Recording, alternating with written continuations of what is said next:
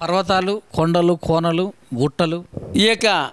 ఈ పర్వతాలు గుట్టలు ఏవవుతున్నాయో, ప్రపంచంలో ఏదవుతున్నారో మానవులు కానీ జంతుజాలాలు కానీ నివసిస్తున్నాయి.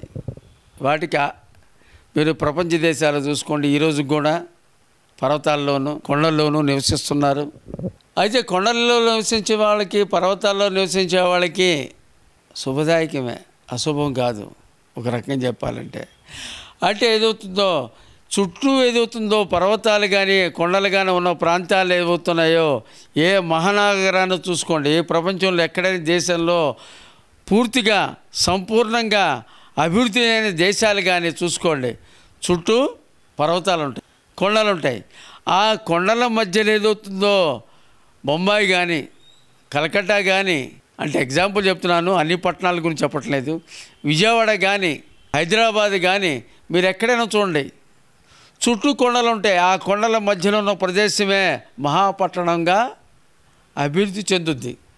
అయితే కొండల మీద నివసించేవాళ్ళు కొండల మీద ఉంటున్నారు, జంతుజలాలు పర్వతాల మీద నుంచి అక్కడ ఉంటున్నారు.